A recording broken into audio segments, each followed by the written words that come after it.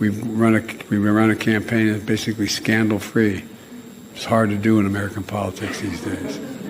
This is the biggest scandal in America, and the level and volume of people who dedicated themselves to lying to everyone at home about this man's condition for 4 straight years up through this summer is breathtaking. It's a scandal of epic proportions, and it's a fair question to ask. Who is running the country? Who has been running the country? And as I said earlier, if you're worried about Donald Trump's advisors having influence, for the last 4 years, apparently this president, duly elected, but this president was not capable of fulfilling the duties of the office. And his staff and the White House lied about it and kept it from the American people. It's an absolute scandal. And guys, I just want to thank you all so much for hanging out with me today. Thank you for hitting the like button for the video. Thank you so much for subscribing. You guys are awesome. Let's get started. So much for being scandal free, right? President Joe Biden may just leave the White House as the president that never was. A bombshell report is now showing that he's been lying to the entire country and the world for the last 4 years. And to be honest, many of us already saw it. Most of you guys have been watching for some time now, and we know that he's not the guy that he used to be. And this report comes from the Wall Street Journal, alleging that the president's cognitive abilities were already failing within his first day in office. And right at the get-go, it reads here that Biden's aides kept meetings short and controlled access. Top advisors acted as go-betweens, and public interactions became more scripted, with the White House denying that the president has declined mentally. What else would they say, right? Now, we're not surprised at all about this. In fact, we've talked about this for years, guys, and yet we've got different people within the left who seemingly had no idea that the president was struggling. They even called it a conspiracy theory, arguing that President Joe Biden was quick and sharp as a tack. Y'all remember that, right? But we all saw the signs. During his 2020 presidential run, it was Dr. Jill Biden who campaigned extensively for him in Iowa and different counties. A fact that was ultimately downplayed by then Deputy Campaign Manager Anthony Bernal, saying that talking up Joe Biden's campaign efforts made the aging Joe Biden look bad. But of course, that wasn't helped by the fact that they tried to put up walls around him for the last 4 years. Now, the report states that to adapt the White House around the needs of a diminished leader, they told visitors to keep meetings focused. Interactions with senior Democratic lawmakers and some cabinet members, including powerful secretaries such as Defense's Lloyd Austin and Treasury's Janet Yellen, were infrequent or grew less frequent. Some legislative leaders had a hard time getting the president's ear at key moments, including ahead of the U.S.'s disastrous pullout from Afghanistan. Remember that the last person in the room with the president back then was Vice President Kamala Harris, meaning that they share that disastrous moment together in history. But here's the thing, guys. You and I were not fooled by the smoke and mirrors. Although their plan to limit his time in public worked to their favor, that is until this moment. Making sure that we're able to make every single solitary person eligible for what I've been able to do with the COVID, with dealing with everything we have to do with, look, if we finally beat Medicare, we're trying to provide housing for Black Americans. The impact on the choice, the idea that they're gonna, I'm proposing that everybody, the millionaires pay 1%.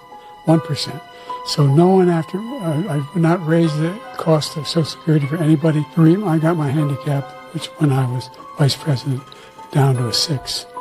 And wants to get rid of the ability of Medicare for us to be able to negotiate drug prices with the big pharma companies. What I'm going to do is fix the tax system. For example, we have 1,000 trillionaires in America. Billionaires in America. No one was hurt. No one Israeli was accidentally killed, and it stopped. And I'm going to continue to move until we get the total ban on the total initiative relative to what we're going to do with more Border Patrol and more asylum officers. President Trump?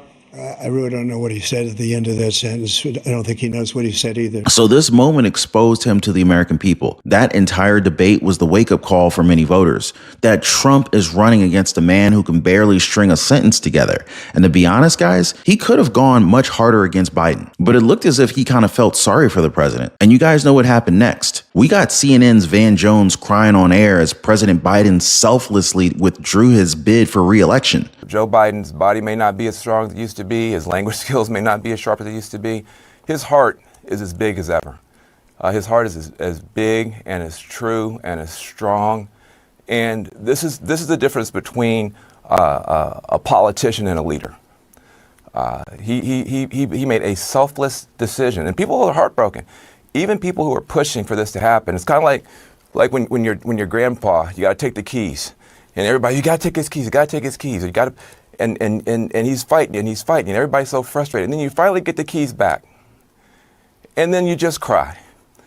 Because this is somebody that you love. This is somebody that you care about. This is somebody who was there for you. This is somebody, you wouldn't be here without him. It was all a lie, though. Much like how Democrats painted Vice President Kamala Harris as the perfect candidate to take on Donald Trump. Her entire campaign was a farce that was decorated with Hollywood celebrities and musicians. And remember, mainstream liberal media was all over it. But much like how they had to swallow their pride with her loss, they had to do the same thing with a scandalous report. But you want to know how some Democrats are reacting to this news? They're saying that Biden did a good job during his tenure, which is kind of hard to defend given that he probably wasn't the guy that was making all these decisions. And just to kind of add a cherry on top here, some are trying to redirect the scandal back to how Trump is not mentally fit as well. Even though he did a recent press conference in Mar-a-Lago where he took more questions in around an hour compared to President Joe Biden's 4 years. To add to that, the American people voted for him despite his age, which destroys any narrative that he's not fit for office. These pundits are just raging at the idea that President Joe Biden has been exposed because it's shaking the trust of the American people when it comes to legacy media. At least that's what's left of that trust after these last 4 years. So does it really surprise us that more and more Americans trust in independent journalists and X rather than mainstream media? I mean, I think the jig is up, folks. With these outlets losing viewers left and right, they're now forced to cut the salaries of some of their biggest stars. MSNBC just reported that apart from Rachel Maddow, even Joy Reid and Stephanie Ruhle are expected to be paid less as ratings drop. To be honest, it could be worse. They could be out of a job for lying to the American people. But what do you guys think about that? Now, it also does raise a question as to whether it was President Biden who actually pardoned his son.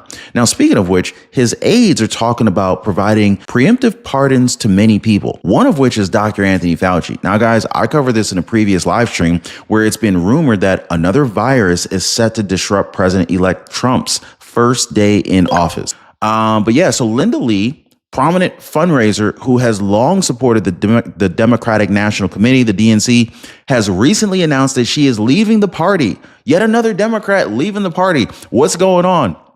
It's going to get to a point where the Democratic Party is not a party anymore when there's only like 2 people there, you know? Anyway, she's facing a lot of intense backlash for criticizing Vice President Kamala Harris and the Democrats' handling of the recent election. Linda Lee, who essentially served on the DNC's National Finance Committee, helped raise an astonishing $1 billion for Kamala Harris's campaign, but has since described the effort as a $1 billion disaster.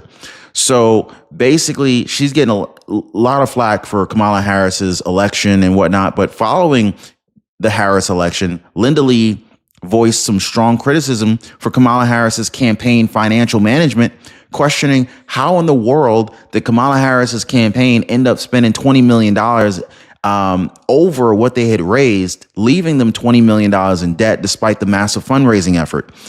And basically she said, the truth is, this is just an epic disaster. I raised millions of dollars of that money, and now I have friends that I need to explain this to. She called the race a margin of error campaign and expressed the frustration in how it was conducted. But after Linda Lee's comments, she says that she became a target within her own party. Basically, it's a cult, if you ask me. But she described being ostracized and subjected to a wave of personal attacks.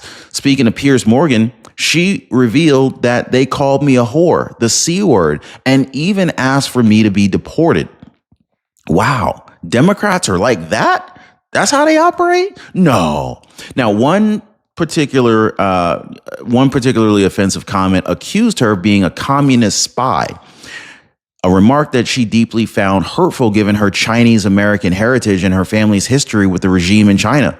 So Lee also noted that the backlash intensified after she criticized Kamala Harris's campaign, saying that the Kamala Harris's campaign is indulging in delusions if she thinks that she could be the party's nominee in 2028, which, these remarks triggered a boycott of campaigns and called for her to be unblocked and unfollowed across social media. Yeah. So the backlash pushed Linda Lee to publicly sever ties from the Democratic Party, which she now calls a cult. She criticized the party for being quick to cancel individuals who deviate from this orthodoxy, basically adding that they pretend to be inclusive and tolerant, but if the mask is off, it's a different story. Now, as soon as I criticized Kamala Harris, I was ostracized despite everything that I've done for the party, end quote. Horrible. Wow. So Linda Lee, Lindy Lee, she's got, some people pronounce her name differently, but we'll just call her Linda Lee for the sake of argument, also shared that her donors are furious. And she feels like it's her responsibility to question how their contributions were used. She noted that these are legitimate questions, but in the cult, you just can't ask questions. You just got to follow the rules. You just got to be, do what you're told, right? Leaving the Democratic Party is like leaving a cult. It's terrifying. So Linda Lee has spoken favorably about Pete Hegseth, President-elect Trump's nominee for Secretary of Defense, and has suggested that she may channel her fundraising abilities toward the Republican Party. They're punishing me to bring my tens of millions of dollars to a team. They're pushing me to bring my tens of millions of dollars to a team that treats me like common decency. So I would do the same thing. If you're not going to treat me with common decency, I ain't going to stick around. I'll take my influence and my fundraising abilities to someone who gives a damn about me, right? Anyway, Lee's departure from the Democratic Party just highlights her growing disillusionment with the leadership, particularly Kamala Harris. She concluded, I don't want to be a part of this craziness anymore. They're accelerating my rightward shift. Wow. So get this, guys. No packages, no time soon. I'm not storing shit down. Fuck y'all packages. Them bitches keep... Starbucks expanding the strikes over more cities over the weekend just before Christmas.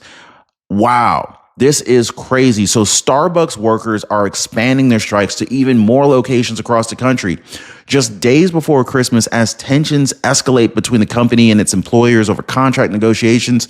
The union Starbucks Workers United, which was organized workers at 535 Starbucks locations since 2021, is leading the strikes. In fact, this actually started Friday and have now spread to cities including Denver, Philadelphia, Pittsburgh, Columbus, Brooklyn, Long Island, Los Angeles, Seattle, and St. Louis. So a lot of people are like, why are the Starbucks workers striking? Well, the strikes began in protest of what workers are seeing as a lack of progress in labor negotiations.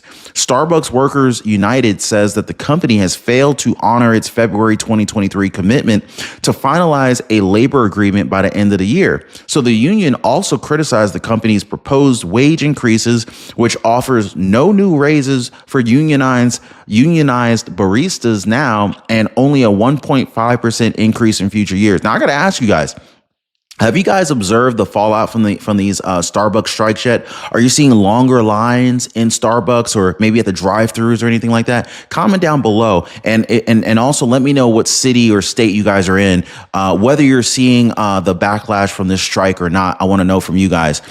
In addition, the union is calling on Starbucks to resolve hundreds of legal disputes to unfair labor practice charges filed with the National Labor Relations Board, the NLRB. These include allegations of the company resisting unionized efforts The union has warned that strikes could impact hundreds of Starbucks locations by Christmas Eve, with dozens already participating. How many of you guys don't even, go to Starbucks? I mean, like maybe you don't even use Starbucks. I don't know. Maybe you make your coffee at home. But workers at multiple Philadelphia stores joined the walkouts on Monday, adding to the growing number of striking locations. The timing of these strikes during the holiday season is strategic, as this is a period of high economic activity and visibility for companies like Starbucks. Wow. I remember this one girl, I saw her on, I don't know if it was TikTok or whatever, Instagram, Facebook, this one girl, she was saying that she had ordered some drink and it was $13. Now I was like, man, ain't no way in the world I'm going to pay $13 for some coffee. I don't know if it was like a Frappuccino, Macchiato. I don't know any of those names of the coffee drinks, because I don't typically go there. And if I do, I just order like a cheap, like, I don't know, like a, what's that? Amorado? I don't know. It starts with an A. Let me know if you guys know what I'm talking about, because I don't even know what I order. That's how infrequent I do it. But anyway, but check this out. So while Starbucks baristas are striking, Amazon delivery drivers are also staging walkouts. So the Teamsters Union announced strikes at 7 Amazon delivery hubs last week, with workers demanding recognition for their union and better contracts. However, Amazon has refused to acknowledge the organization efforts, essentially arguing that the delivery drivers are employed by third-party businesses known as delivery service partners rather than Amazon itself. So an Amazon spokesperson, Kelly Nantel, has dismissed the Teamsters' claims, calling them misleading and denying that the union represents Amazon employees or drivers. Wow. So basically, there's the strikes at Starbucks and Amazon. They're kind of a part of a broader wave of like labor organizing in the United States, which gained a lot of momentum during the COVID-19 pandemic. Now, the pandemic highlighted the challenges that were faced by frontline workers and drew a lot of attention to issues related to economic inequality. But workers across the industries, from dock workers to hotel employees and even video game performers, have gone on strike in recent years, securing significant concessions from employers. However, workers at Starbucks and Amazon, they're still fighting for their first contracts. Starbucks, they have long resisted unionization, but agreed earlier this year to negotiate a contract by the end of 2023. Now, this is a promise that the union now says the company has failed to keep. So for its part, Amazon continues to deny responsibility for its drivers' labor conditions, relying on its business model of contracting third-party delivery services. Strikes during the holiday season are obviously going to be particularly impactful because they can significantly disrupt operations at a very critical time for businesses. Q4 is big for almost any and every retail operation, period. So for Starbucks, the company strikes come at a moment when the company during Q4 relies very heavily on these holiday sales during Christmas time and customer goodwill. So union organizers hope this increased pressure will push the company to meet their demands. So yeah, basically workers at Starbucks and Amazon, they're using this moment to fight for their fair treatment, better wages, and contracts that reflect their value to their massive companies. With strikes spreading to even more locations, ultimately involving more and more workers, the outcome could literally set the stage for future labor negotiations across the retail and service industries. But the other thing that they're not talking about is how, with more and more labor costs driving up, this could cause the companies to not be as profitable. Shareholders won't be as happy. They won't get the same return on their investment. So this might cause Starbucks to want to say, hey, okay, we'll pay you more per hour, but we'll give you fewer hours. Or, hey, we'll pay you more per hour, but we're going to have to lay off some employees to offset the total cost of labor and overhead expenses. Or they might even want to advance their investments into AI and automation and ultimately not actually need human beings working in these establishments, maybe even automated drivers for Amazon. That way they can say, hey, screw the strikes. We'll just have machines, automation, AI, drive our vehicles, make our coffees, and we won't have human workers. We'll just have it completely run by robots. I mean, I wouldn't put it past those companies. They got a deep budget. They've got deep pockets. They can afford to do it. But let me know your thoughts, guys. Where do you think we're going from here? Are we going to see more and more robots and AI running things, eliminating more and more jobs? Or will we just see companies like Amazon and Starbucks and other companies that heavily rely on human workers just say, hey, this is just the cost of doing business. We'll pay our employees more money, but we'll just have to make up that higher labor cost with higher prices for our customers and spread the cost that way. Let me know your thoughts, guys. Hit the like button if you haven't already. Subscribe to the channel. Check out our previous videos. Thank you so much for sharing these videos. You guys are freaking awesome. I've actually left some helpful links for you guys in the description down below, and we'll see you guys on the next one.